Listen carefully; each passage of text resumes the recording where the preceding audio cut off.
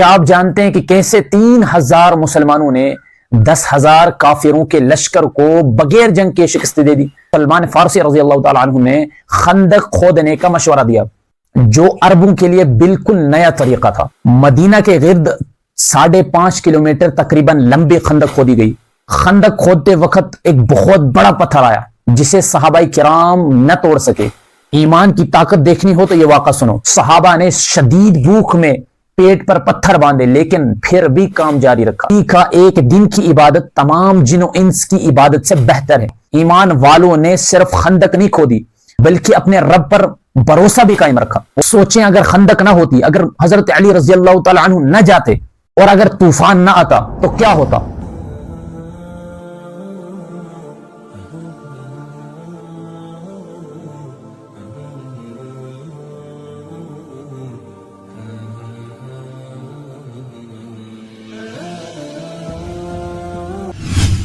کیا آپ جانتے ہیں کہ کیسے 3000 مسلمانوں نے 10,000 کافروں کے لشکر کو بغیر جنگ کے شکست دے دی؟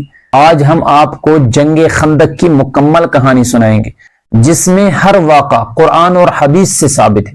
یہود بنو نذیر کو مدینہ سے نکالا گیا تھا تو وہ انتقام لینے کے لیے قریش اور دیگر قبائل کے پاس گئے۔ انہوں نے 10,000 کا لشکر تیار کیا جس میں قریش مکہ، یہود بنو نذیر، غطفان، بنو اسد، بنو سلیم اور دیگر قبائل شامل تھے۔ مسلمان صرف 3,000 تھے جن میں بوڑھے اور بچے بھی شامل تھے۔ رسول اللہ صلی اللہ تعالی علیہ وسلم نے صحابہ کرام رضوان اللہ تعالی عنہم اجمعین سے مشورہ کیا۔ حضرت سلمان فارسی رضی اللہ تعالی عنہ نے خندق کھودنے کا مشورہ دیا جو عربوں کے لیے بالکل نیا طریقہ تھا۔ مدینہ کے گرد 5.5 کلومیٹر تقریباً لمبی خندق کھودی گئی، چوڑائی 9 میٹر اور گہرائی 4.5 میٹر۔ نبی کریم صلی اللہ تعالی علیہ وسلم خود بھی اس میں شامل تھے۔ خندق کھودتے وقت ایک بہت بڑا پتھر آیا جسے صحابہ کرام نہ توڑ سکے۔ ایمان کی طاقت دیکھنی ہو تو یہ واقعہ سنو۔ جب سب تھک گئے تب اللہ کی مدد کیسے آئی؟ یہ لمحہ دل دہلا دینے والا ہے۔ نبی کریم صلی اللہ تعالی علیہ وسلم نے ہتھوڑا مارا، چنگاریاں نکلی۔ اب صلی اللہ تعالی علیہ وسلم نے فرمایا، میں نے شام کے سرخ محلات دیکھ لی۔ یہ فتح شام کی پیشن گوئی تھی۔ صحابہ نے شدید بھوک میں پیٹ پر پتھر باندھے لیکن پھر بھی کام جاری رکھا۔ دشمن کا لشکر خندق کے سامنے رک گیا لیکن ایک جگہ خندق تنگ تھی، وہاں عمر بن عبدود جیسا محیب جنگجو آیا اور للکارا، کیا تم میں سے کوئی میرے مقابلے کے لیے آئے گا؟ کیا ہوا تھا اس کے بعد؟ آئیے دیکھتے ہیں۔ عرب کا سب سے خطرناک جنگجو میدان میں اتر آیا تھا۔ اب کیا ہوگا؟ کیا کوئی ہے جو اس کا مقابلہ کرے یا یہی سب ختم ہو جائے گا؟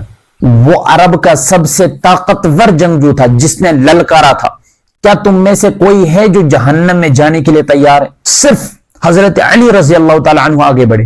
دونوں کی لڑائی میں جو دشمن تھا، حضرت علی رضی اللہ عنہ کے ساتھ جو دشمن لڑ رہا تھا، اس نے حضرت علی رضی اللہ عنہ کو زخمی کر دیا، لیکن پھر حضرت علی رضی اللہ تعالی عنہ نے ایک ہی وار میں اس کا کام تمام کر دیا۔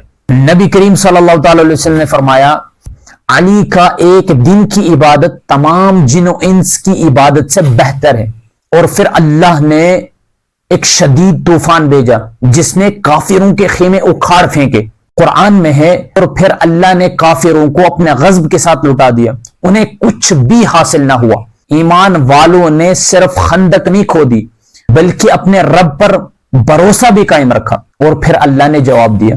کافر بھاگ کھڑے ہوئے اور مسلمان فتح یاب ہوئے۔ اللہ نے ایمان والوں کے صبر اور توکل کی تعریف کی۔ سوچیں اگر خندق نہ ہوتی، اگر حضرت علی رضی اللہ تعالی عنہ نہ جاتے اور اگر طوفان نہ آتا تو کیا ہوتا؟ یہ کہانی صرف ماضی کی نہیں بلکہ یہ آج کا سبق بھی ہے۔ کیا ہم بھی ویسا ایمان رکھتے ہیں؟